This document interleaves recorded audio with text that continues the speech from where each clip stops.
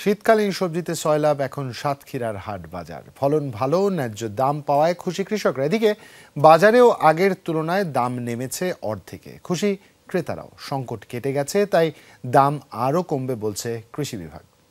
Double million offer, Walton fridge কিনে পেতে পারেন 20 লক্ষ টাকা, রয়েছে কোটি কোটি টাকার নিশ্চিত উপহার। ভোরের আলো ফুটতেই ক্ষেতের সবজি সংগ্রহে ব্যস্ত সাতক্ষীরার নগরঘাটার কৃষক ফজলুর রহমান। আবহাওয়া অনুকূলে থাকায় এবছর ভালো ফলন পেয়েছেন তিনি।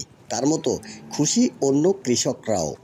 আশা করি 3 বিঘি জমিতে 2.5 লক্ষ থেকে 3 লক্ষ টাকা বেচাকেনা হতে পারে, তাদের বাজারে এরকম ন্যায্য দাম থাকে। এবছর ফলন খুব ভালো আছে, দামও ন্যায্য দামে পাচ্ছি, আমরাও খুশি।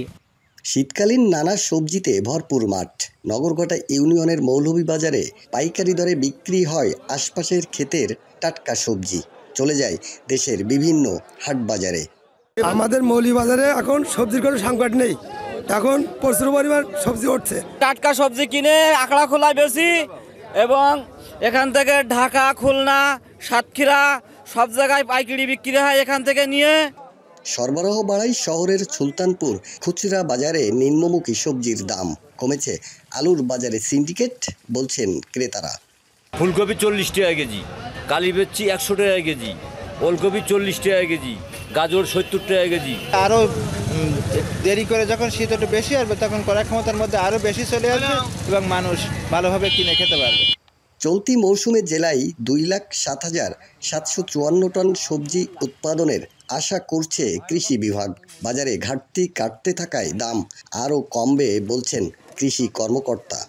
আগাম শীতকালীন সবজি যেগুলো ছিল এগুলো বৃষ্টিতে নষ্ট হয়ে যাওয়ার কারণে বাজারে কিছুটা ঘাটতি ছিল এবং এর দামটা একটু ঊর্ধ্বমুখী ছিল। তবে সেই সমস্যা আমরা কাটিয়ে উঠতে পেরেছি। আমাদের শীতকালীন যে অন্যান্য যে সবজিগুলো আছে এগুলো যদি বাজারে আসে, আমাদের ভোক্তারা কম দামে এই সবজিগুলো বাজার থেকে কিনতে পারবেন। জেলায় এবছর 9,530 হেক্টর জমিতে সবজি আবাদের লক্ষ্যমাত্রা নির্ধারণ করা হয়েছে। এরই মধ্যে আবাদ শেষ হয়েছে 7,000 হেক্টর জমিতে। মৌসুম শেষ হওয়ার আগেই লক্ষ্যমাত্রা অর্জন হবে বলছে কৃষি অধিদপ্তর। আকরামুল ইসলাম, যমুনা নিউজ, সাতক্ষীরা।